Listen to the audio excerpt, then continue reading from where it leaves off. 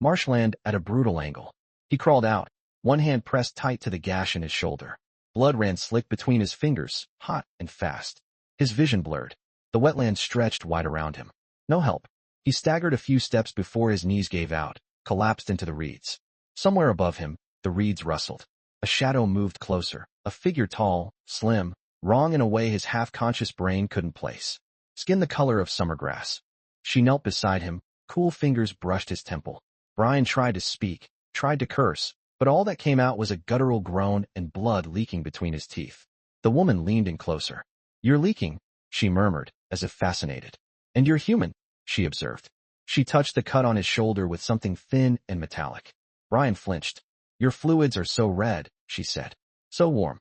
She bent lower, close enough that he caught a flash of crimson hair, the gleam of something hungry in her dark gaze.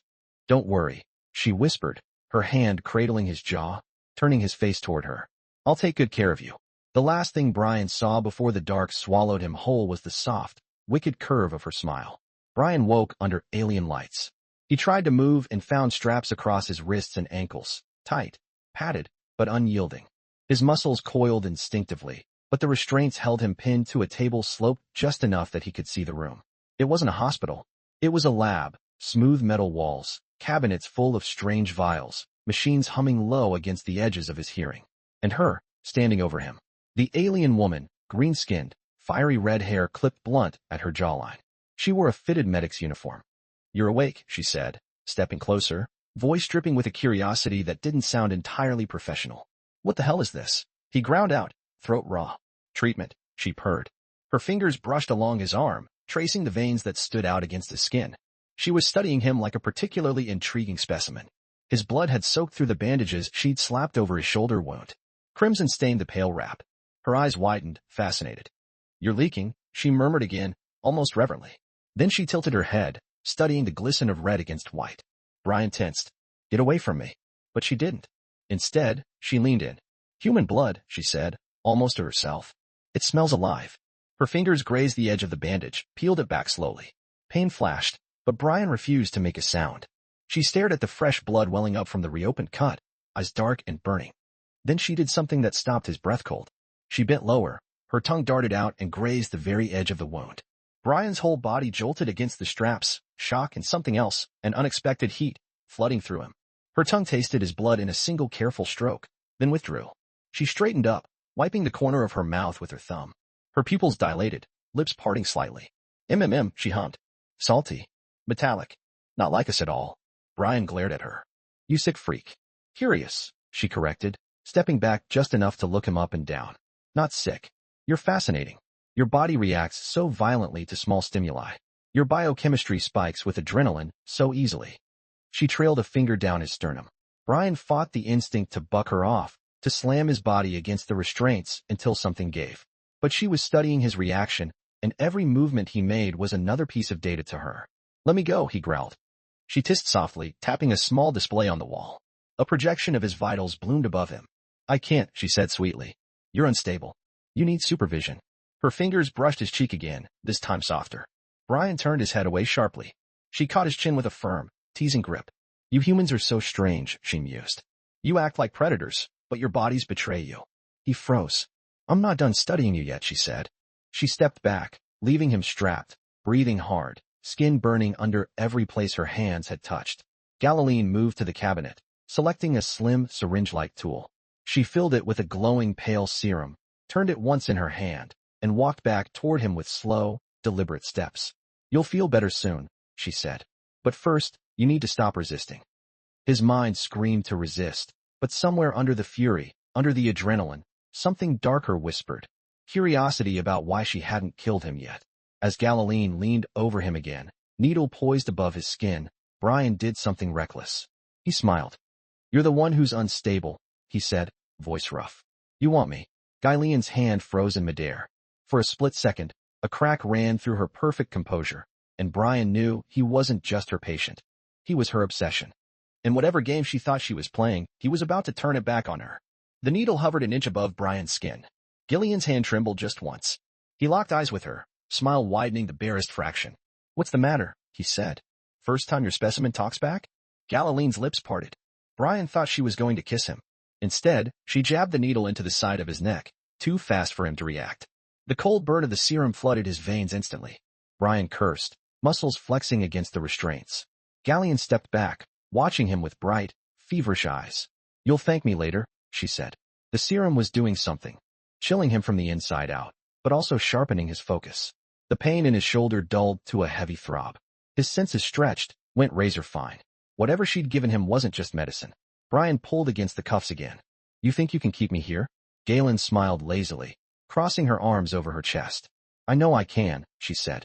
Her eyes dropped deliberately to the straps across his thighs and wrists. "Besides, you're not healed yet." Brian's mouth twisted. "You don't give a damn about healing me." "No," she admitted. "I don't. Not the way you mean." Her fingers trailed down the length of his forearm. Goosebumps chased the path of her touch. "You're hiding something," she said. "And I'm going to find out what." Brian chuckled under his breath. "You think you can make me talk?" "I don't need you to talk," she whispered. She pressed a hand flat against his chest, right over his hammering heart.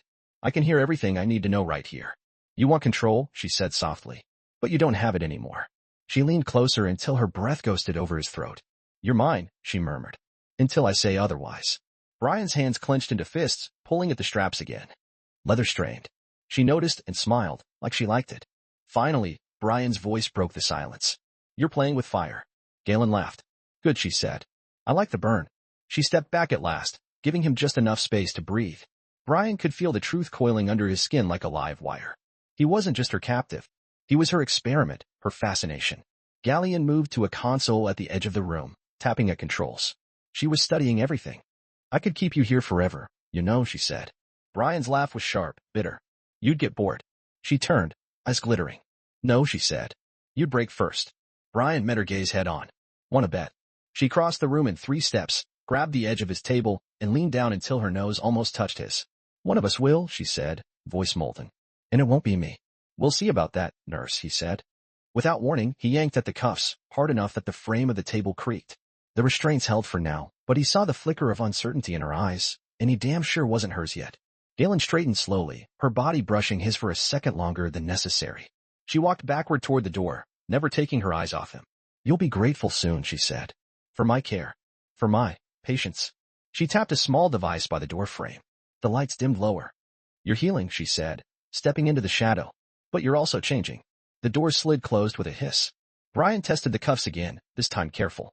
The right wrist strap was slightly looser now, microscopic give. He tucked that knowledge away, masked his breathing, and waited. Time blurred. Minutes, maybe longer. The door finally hissed open. Gallian entered, carrying a tray with 2 slender instruments and a tall, narrow vial filled with something iridescent. Brian didn't speak, didn't move, watched her. She set the tray down and approached, gaze flickering over his body, over the still bleeding cut on his shoulder, over the way his muscles tensed and flexed even at rest. "You're healing," she said. But slowly. She dragged a fingertip down his forearm again, feeling the tiny tremors under his skin. "You should be grateful," she murmured. "No one on my world would waste this much care on an enemy." Brian arched a brow. "You always tie up your patients?" Her mouth curved. "Only the dangerous ones." She reached for the vial, drawing out a thin glass-tipped applicator. "This will help," she said. "You hate this," she said softly. "Being helpless." "You're damn right," Brian said. "And yet," she added, leaning closer, "your body betrays you." She touched the base of his throat where his pulse hammered like a war drum. "You're not afraid," she said. "You're excited." Brian smiled, slow and vicious. "Maybe I like watching you try and fail." Her hand stilled. The applicator hovered inches from his skin. "You shouldn't provoke me," she whispered. "You shouldn't tie down things you can't control," he shot back. Gallian pressed the applicator to his wounded shoulder. A slow, searing burn spread from the touch, deeper than the serum she'd used before. Brian bit down on a grunt. He would not give her the sound. Gallian's eyes darkened, as if she wanted him to. "You're stubborn," she said. "I could break you in a dozen ways." Brian's laugh was rough. "You'd have to get closer than that, nurse." She tilted her head, smiling a slow, wicked smile. "Closer," she repeated. Her free hand slid along his rib cage, down his side, tracing the ridges of muscle with maddening slowness. "You mean like this?" Brian's entire body tensed against the straps. The leather creaked again, so close to giving way. "You think you're in control," he said. "But you're the one shaking." Her hand stilled against his ribs. He wasn't wrong. "Untie me," he said, "or you're going to find out what happens when you play too long." Gallian's gaze locked with his. Then she stepped back. "No," she said simply. "Scared?" "No," she said. but her voice wavered the slightest bit. Curious. She tapped a command on the console. The straps holding his ankles retracted with a hiss, freeing his legs. His wrists, however, stayed bound. Brian shifted, testing his new range of movement. Galleon circled the table slowly. "You'll be free when I say you're stable," she said. "Not before. You'll regret that," he said. Galleon stopped at the edge of the table, trailing her fingers down the line of his thigh. "You think you scare me, human," she said softly. He didn't answer. "You may be dominant," she said, "but you're still mine until I say you're healed." Brian smiled, a slow, dangerous smile. "Then you better heal me fast, nurse," he said. Because the second these cuffs come off, he let the thread hang, thick and heavy between them. Galleon didn't flinch. She just stood there and smiled. "Good," she said, voice almost a purr. "I like a patient who fights back." She turned on her heel and walked toward the door, hips swaying just enough to show she knew he was watching. The door hissed closed behind her. Brian laid back against the table, breath slow and measured. Next time she walked through that door, he wasn't going to be the only one leaking tension. He was going to make her feel it too. The storm hit fast.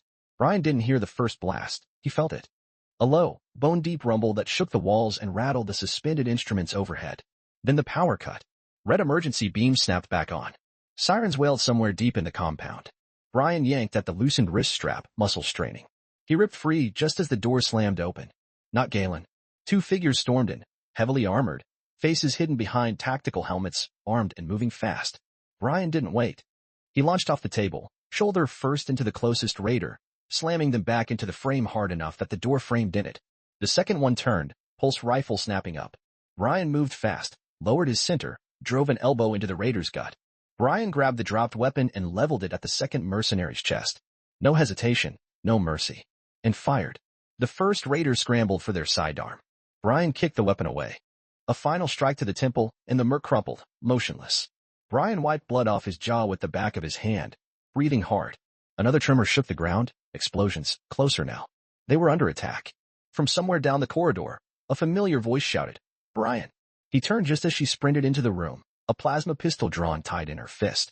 Her red hair was wild, sticking to her cheeks with sweat. Blood spattered one shoulder of her uniform. Her dark eyes locked onto his instantly. "You're supposed to be restrained," she snapped. "Yeah," Brian said, stepping over the downed bodies. "About that." Another shock wave shook the facility. The walls cracked visibly now, sparks raining from broken panels. "We have to move," Galleon said sharply, grabbing his forearm. "You're compromised." "Not anymore." Brian cut her off. "I'm stronger than your files said." Her hand tightened reflexively on his arm. Then, after a beat, she nodded. "Good," she said. "Because if we don't get out of here now, neither of us survives." Gunfire echoed down the hall. Brian grabbed a spare sidearm from one of the fallen raiders and fell into step behind her as they bolted into the chaos. The corridors were unrecognizable. Smoke poured from ruptured vents. Galleon led them down a side passage. A maintenance access tunnel half collapsed from an earlier blast. Brian caught up, moving faster now that the serum she'd pumped into him was burning through his system. As they ran, he glanced sideways at her. She was bleeding. "You're hit," he said, voice rough. "Not enough to stop me," she snapped, ducking under a low-hanging pipe. Brian grabbed her wrist mid-stride, spinning her toward him. For half a second they were pressed chest to chest, breathing each other's heat. "You're leaking," he said, throwing her own words back at her. She bared her teeth in a feral grin. "You're going to taste it too, human." Brian's grip tightened. "Later," he said, dead serious. "Right now, you need to stay on your feet." She jerked her wrist free. They moved as one through the ruined complex, covering each other without thinking, without speaking. At the rear hangar bay, chaos reigned. Several small scout ships were in flames. Bodies littered the ground, green-skinned like Galen, some rebels, some raiders. A trio of raiders spotted them, rifles swinging up. Before Brian could react, Galen moved. She dropped into a slide across the slick floor, fired 3 sharp bursts from her pistol, and cut all 3 down before they got a shot off. "You're not just a nurse," he muttered. She flashed him a savage smile. "Never said I was." Another explosion rocked the bay, this one closer. "We can't stay here," Galleon barked, grabbing Brian's hand. Together they sprinted for the last intact shuttle on the far side. As they reached it, Brian turned and laid down cover fire, blasting through another wave of raiders trying to cut them off. Galleon slammed her hand against the side panel, hacking into the shuttle's controls. 2 minutes, she shouted. Brian gritted his teeth and emptied the last clip into the advancing soldiers. A raider charged him. Brian ducked low, driving a brutal uppercut into the merc's chin, grabbed the man's rifle as he stumbled, and turned it into a battering ram against the next. Out of the corner of his eye, he saw Galen struggling to stay upright, blood dripping faster down her side. It triggered something deeper than survival in him. The shuttle doors hissed open at last. He scooped Galileen into his arms, ignoring her furious protests, and dove inside as bullets screamed past them. The hatch sealed. The ship lurched under them. Brian set her down roughly but carefully against the wall and grabbed the manual control stick. "You know how to fly," Jelon rasped, half laughing. "Better than I know how to lose," he growled, hauling the shuttle into a sharp climb as debris and wreckage rained down around them. The ship punched through the roof just as it collapsed behind them. Brian kept the ascent steady until they broke through the cloud line, leaving the burning wreckage behind. He turned to look at her. Galleon sagged against the wall, pale green skin slick with sweat, one hand clamped tight over the wound at her side. "You're losing too much," Brian said. She bared her teeth again in a ghost of a smile. "Told you," she whispered. "I don't die easy." Brian grabbed the medkit, dropping to his knees beside her. "Then stop acting like you're trying to." He peeled back the torn fabric of her uniform, exposing the deep cut underneath. Her blood was darker than his, a deep emerald that glistened in the dim light of the shuttle. Without thinking, he leaned down and pressed his lips to the edge of the wound, tasting her as she had tasted him. The flavor was electric, sharp, almost sweet, like nothing human. Galileen gasped, her fingers tangling in his hair, not pushing him away but pulling him closer. Her blood coated his tongue as he slowly, deliberately licked along the edge of the wound.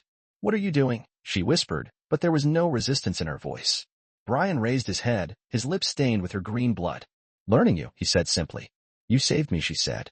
Brian shook his head, pulling a sterile patch from the kit. "You would have done the same." She smiled, slow and tired. "Maybe." As he pressed the patch to her side, sealing the worst of the bleeding, she caught his wrist, stopping him. "You're not my enemy," she said quietly. "Not anymore." Brian froze for a heartbeat. Then he leaned in, forehead resting against hers. "No," he whispered. "I never was." And somewhere deep in the wreckage they left burning, the first fragile thread between captor and captive was tied. The shuttle barely made it 2 clicks beyond the burning facility before the engines coughed once, then died. Brian wrestled the stick, guiding the crippled craft into a crash glide. The shuttle clipped the edge of a ridge, tore through a thicket of massive trees. Brian shoved the hatch open, smoke chasing him into the night air. His boots hit mud. He turned, grabbed Galen around the waist, and pulled her out with him before the interior systems blew. The shuttle exploded behind them, a low, throaty roar that shook the world. He caught Galleon's weight fully against him. She was shivering now, and her skin under his hands was clammy, too cold. "Galleon," he said. "Low." "I'm fine," she gritted out between clenched teeth. "You're not," he snapped. They had no cover, open field, no tree lean for 100 meters. Brian scanned fast and spotted it, a cave.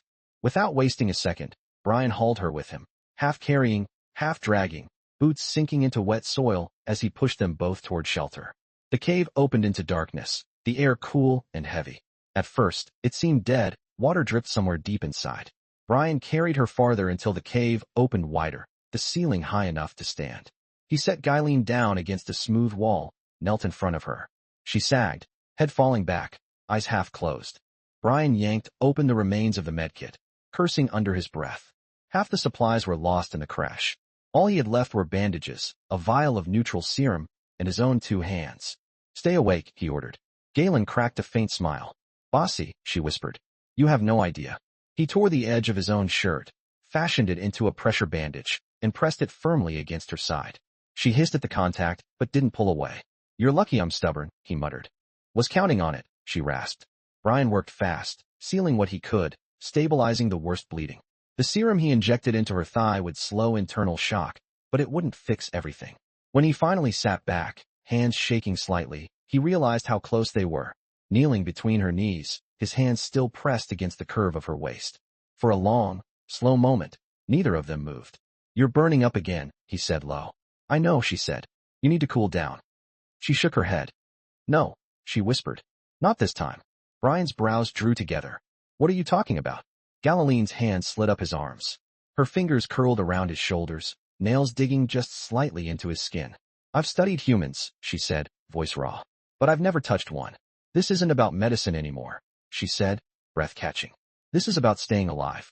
We touch," she whispered, "or I crash." Brian didn't speak. He just moved slowly. He stripped off his jacket, then the tattered remains of his shirt, baring his skin to the cool, electric air. Galleon's hands roamed higher. He caught her wrists gently. "Are you sure?" he asked. Her answer was a breath against his throat. Yes. Brian leaned in, forehead resting against hers. Then we do this my way, he said roughly. Commanding, she whispered. I like that. He pressed closer, chest to chest, their bare skin meeting in a searing clash of heat and cold. Guylian gasped softly. Brian braced a hand against the wall beside her head, his other hand sliding slow up her thigh, finding the spot where blood still pulsed too fast, too hot. He pressed there, grounding her with touch, strength, presence. You're not alone, he said against her ear. Not anymore. Her hands clutched at his sides, pulling him closer, anchoring herself to him like a lifeline. Brian kissed her temple once, firmly. Galen shivered hard once more, and then stilled, the trembling slowly bleeding out of her body as the heat equalized. Minutes passed. Their breathing synchronized. Their skin cooled, then warmed at the same pace. Brian stayed exactly where he was, anchoring her with weight and heat until the worst of the danger passed. Only then did Galen speak again, voice raw but steady. You didn't have to save me. Brian leaned back just enough to meet her eyes. I did, he said simply. I'm not what you think I am, she whispered. Brian caught her wrist, holding it there. Neither am I. And for the first time since they met, something real passed between them. Not captor and captive, not nurse and patient. Just two broken, burning creatures clutching each other against the dark.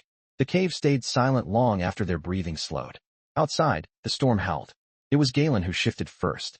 She pressed a hand against his chest, steady but weak. Her dark eyes met his, and Brian could read it without words. They couldn't stay here. Reluctantly, he pulled back, rising to his feet with a soft grunt. He offered her his hand. Gallian took it without hesitation. Brian scanned the cave entrance, still clear, but that wouldn't last. They'll be looking for the wreck, he said grimly. And they'll figure out we survived, she said. You got a plan? He asked, moving back toward her.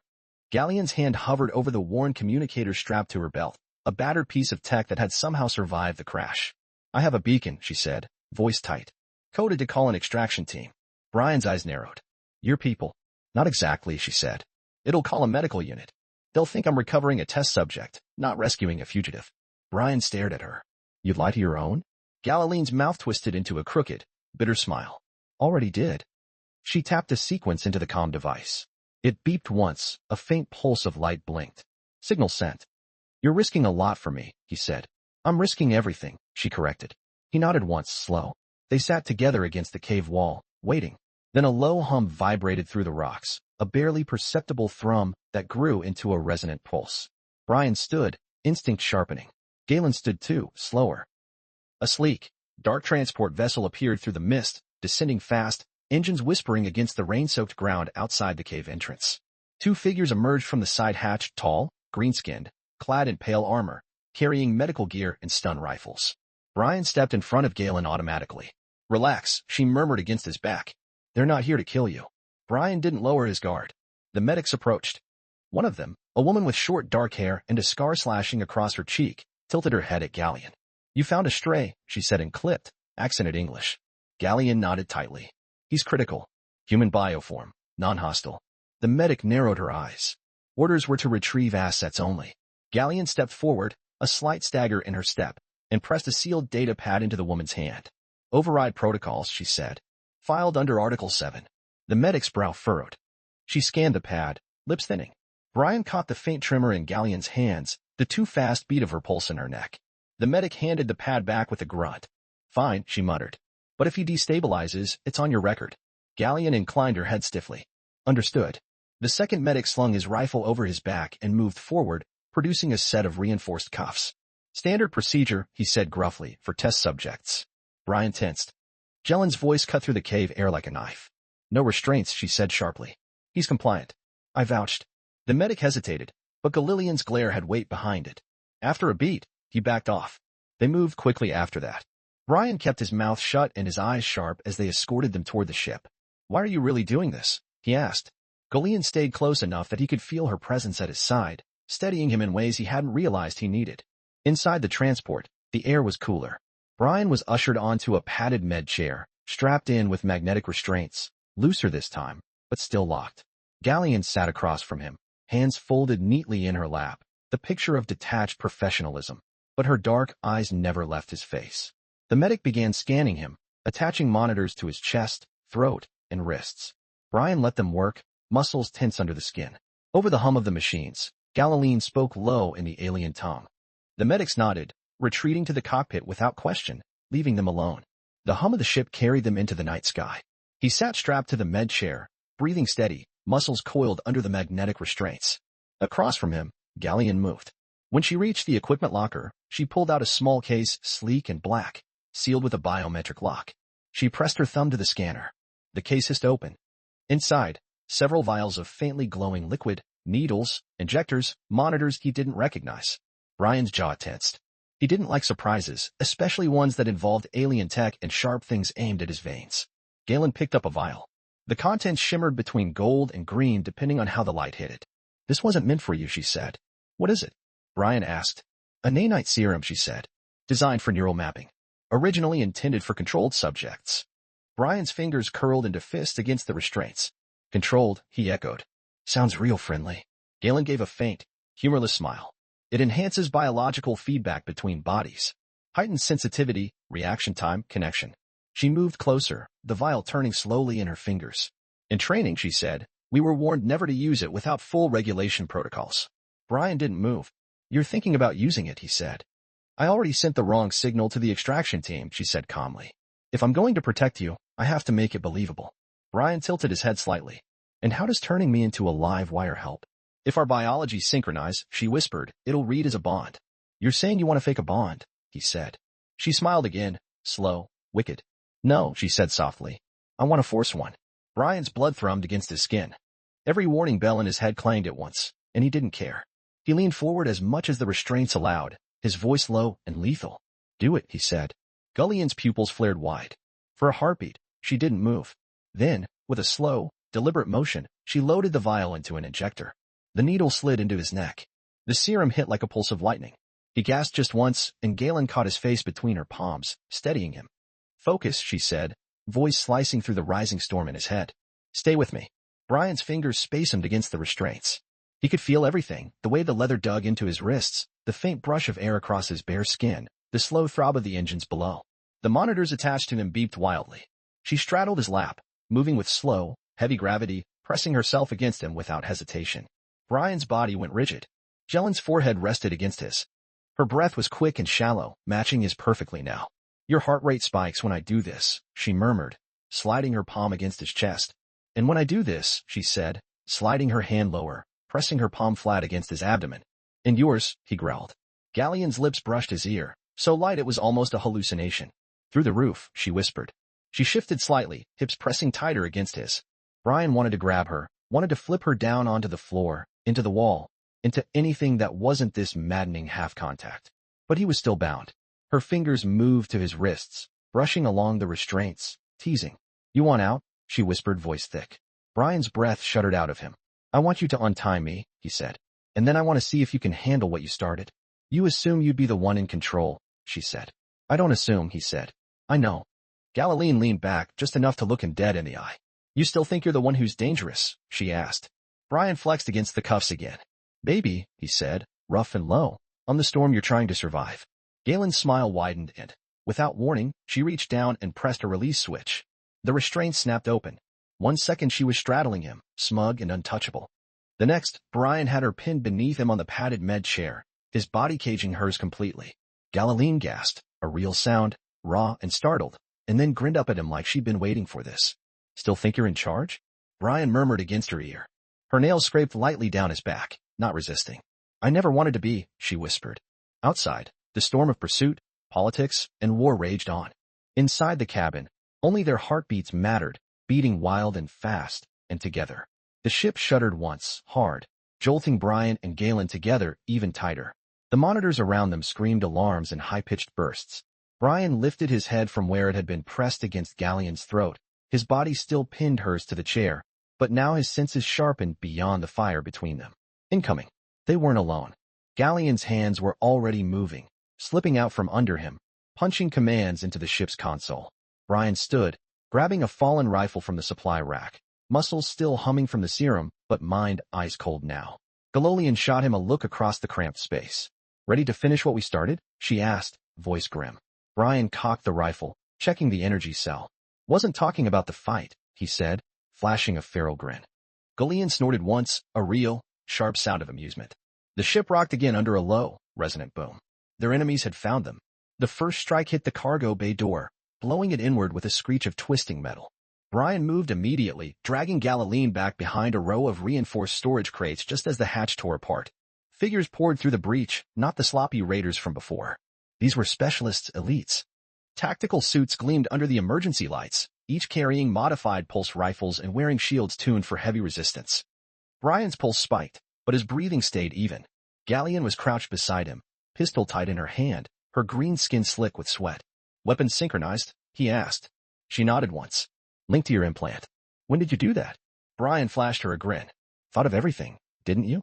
"Not everything," she murmured, glancing at his bare chest for half a heartbeat before forcing her eyes back to the enemy. They moved as one. Brian popped up from cover first, unleashing a rapid burst at the closest soldier, catching the enemy mid-charge, knocking him sideways. Galen flanked, moving low and fast. She slid across the floor under incoming fire and came up firing. 2 enemies dropped, armor sparking and cracking under the impact. The others adapted fast, fanning out to pin them against the rear of the ship. Brian fired, moved, fired again, using cover like a second skin. He ducked a plasma bolt that sliced a hair's breadth past his ear. One of the elites charged him.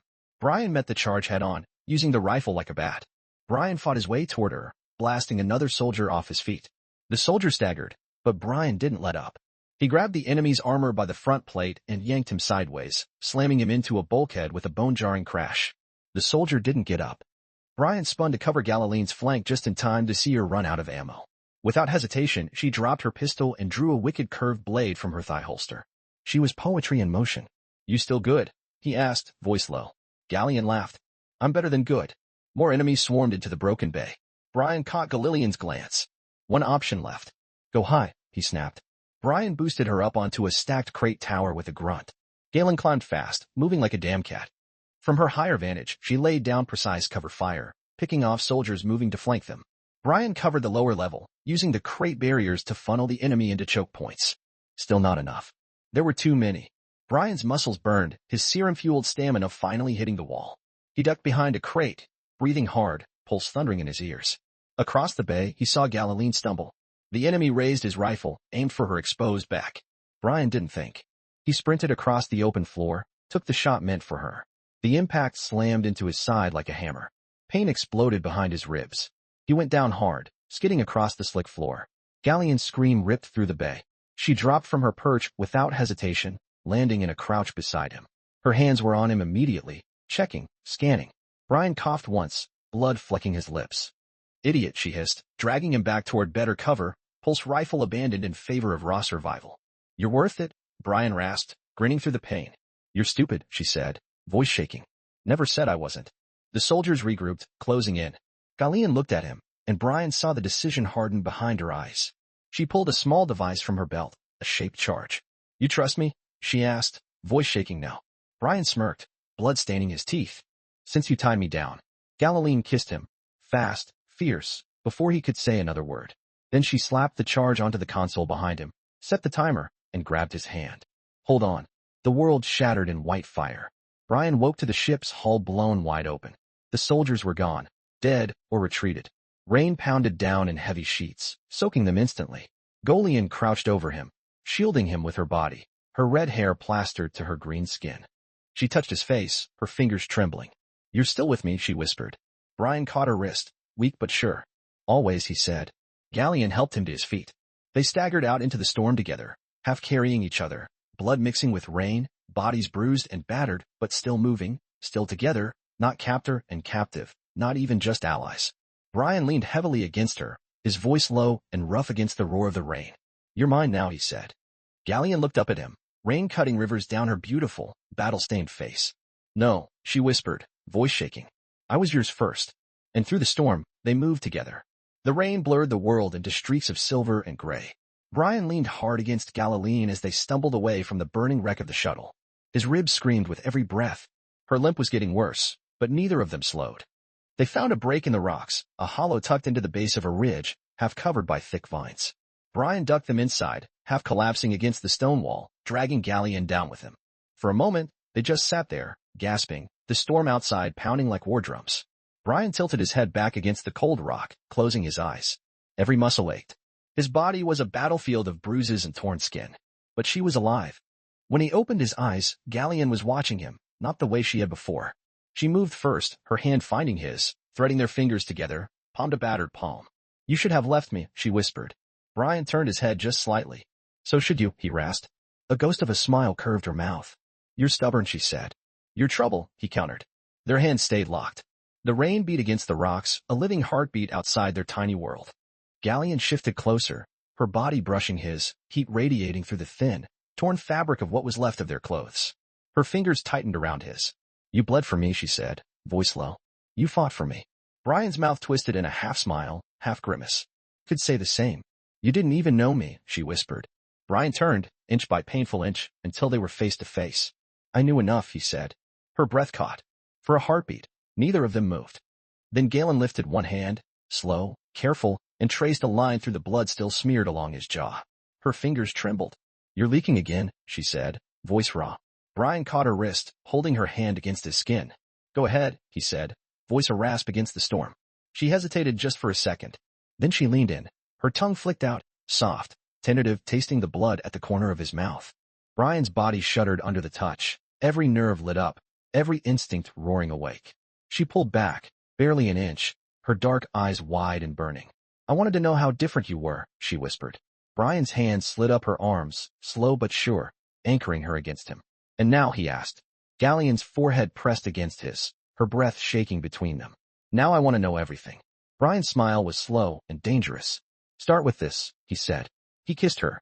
Galen responded instantly, her hands tangling in his hair, pulling him closer, anchoring him like he was the only real thing left in the universe.